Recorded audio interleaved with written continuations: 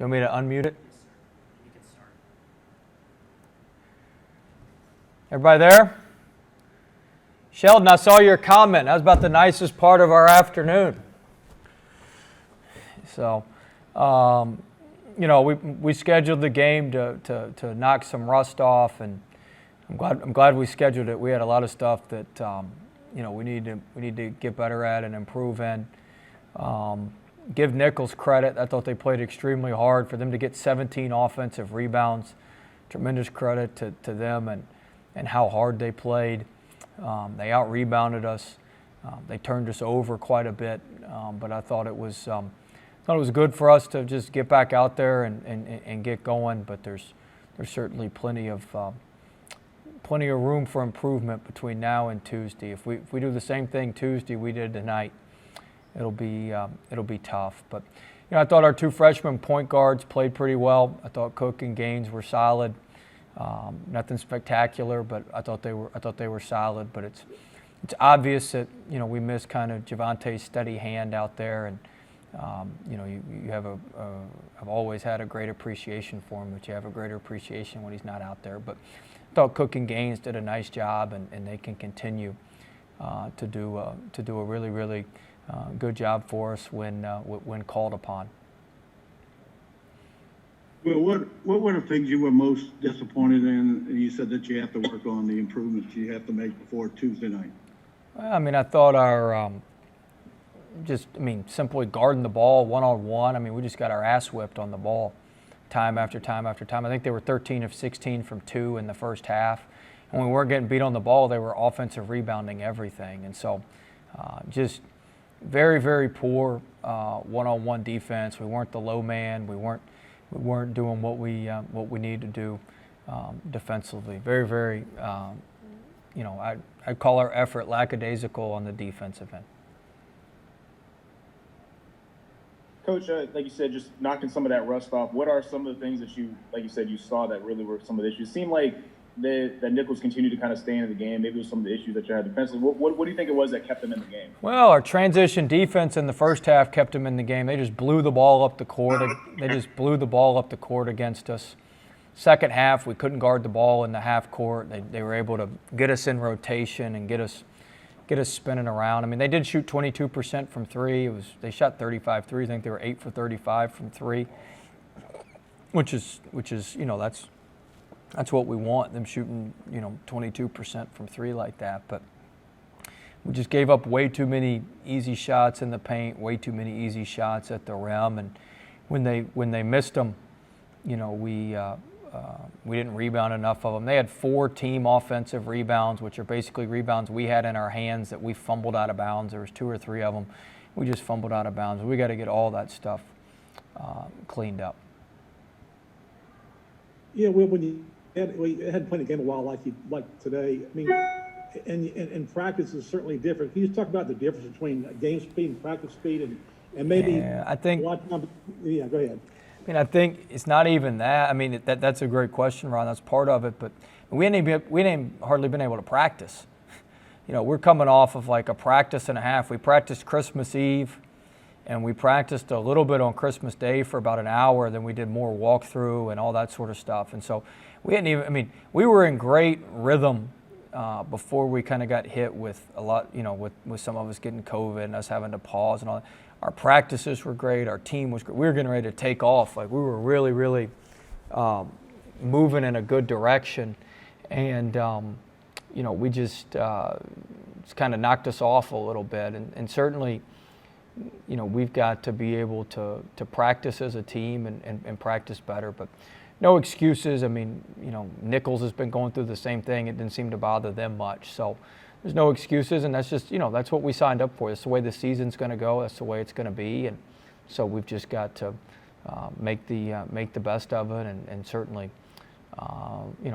play better than we did today. I'm sorry, Ron? Is Javonte back for the A&M way back yes. for that game? Yes.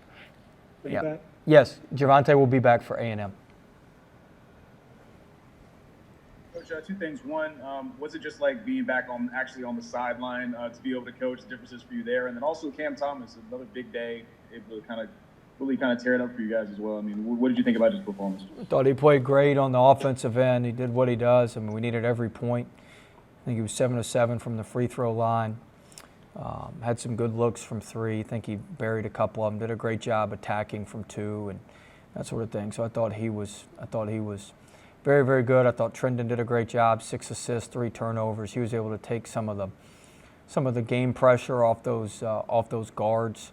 I think a couple of his turnovers were charges too, but he was able to take a couple of the game pressure off those guys, and so was pleased with those guys. Was pleased with Days. I thought he did some good things as well. So, like I said, we got the job done. We were able to knock a little bit of rust off, and we'll certainly need to be better on Tuesday night. Well, I know you probably can't say too much in this regard, but are you hopeful that maybe you're through a lot of the potential difficulties that you could have with COVID? And what does a day like today do for your team in terms of, hey, you have this key player who's suddenly out, and you got to try to make the best of it? I mean, this could happen again. It's going to happen multiple times the rest of the year. I don't think there's any doubt about that. We don't make excuses. It's next man up, and you just got to motor through it and plow through it. And so, like I said, I thought Gaines and Cook did a solid job today.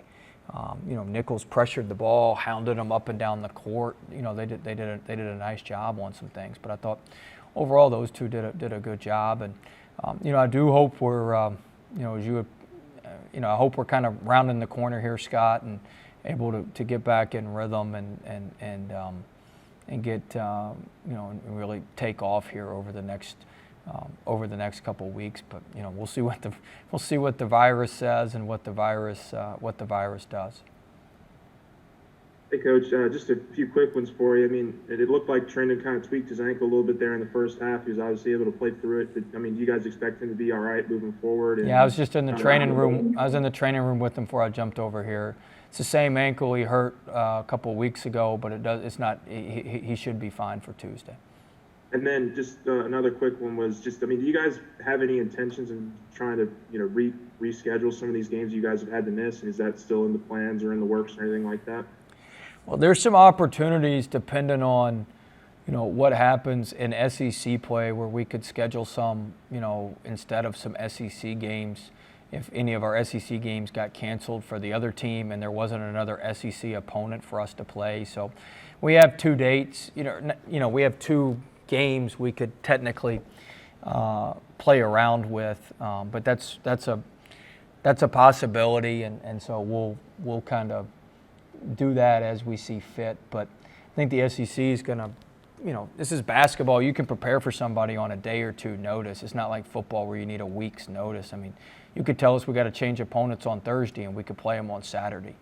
So I think there's some creative things the SEC will do to make sure a lot of it's SEC versus SEC. Hey, Will, from the rafters up here, got a question. We were kind of joking a little bit about who was your second choice to play today, and did you kind of think during the game, like, why did I schedule this yet? But then again, it was good that they pushed you for Tuesday night. Do you look at it kind of that way? I mean, Nichols played us tough last year. We were down the entire first half last year against them. I think we won by 10. We won by 6 today. I mean, they play hard. Coach Claunch does a great job with them. They play extremely hard. They're scrappy. They got good guards, and so we expected it to be a battle. So there really was no option number 2. It was there is no plan B if plan A doesn't work. You just make plan A work. So that's what we had to do. But like I said, in the end, maybe that they pushed you a little bit. Was that good for you, your team? We'll see. I hope. Yeah, I hope so. We had to work on some of our 6-minute game stuff there at the end. So hopefully it'll help us out. Thank you. Will, would you mind if you can expand a little bit on what you said earlier? Is the SEC going to try to maintain the integrity of a full conference schedule, and you might end up not playing someone potentially and then play someone an extra time or something like that? I don't know enough about that, Scott. You'd have to ask them.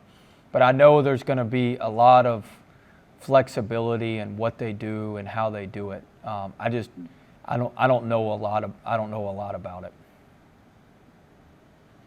We just got to get games in at this point. I think you got to get to 13 games.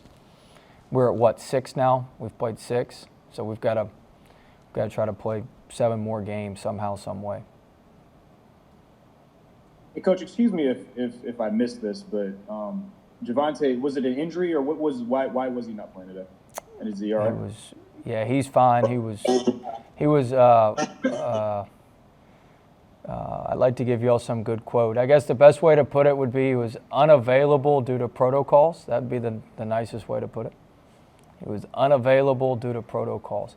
Also, I'm surprised nobody else asked this. Sheldon should have got his binoculars out from up there, but he obviously didn't notice that we had another player missing. And so Brian Penn Johnson, he's back home right now.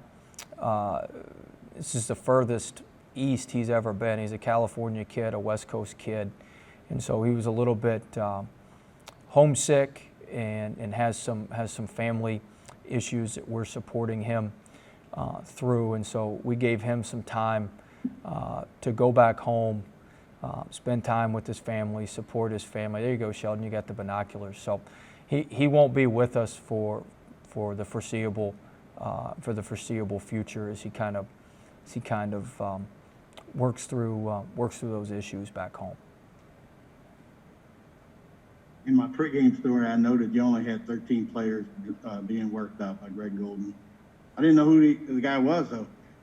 We don't know what he looks like. We haven't seen him. I just told you. I know. Yeah, thank you. See? All right, what else we got? Anything else, or are we going to end this thing, Brandon? What else we got? Good. I'm good. Everybody good? I'm sure we'll have another presser before. Yeah. Glenn wants to know we having a presser on Monday, Kent. Yes. We've got the SEC teleconference Monday. We got a press conference. It'll be a great day. Be a great day. Everybody will have a great day. So hope all you guys had a great Christmas, and we'll see you on Monday.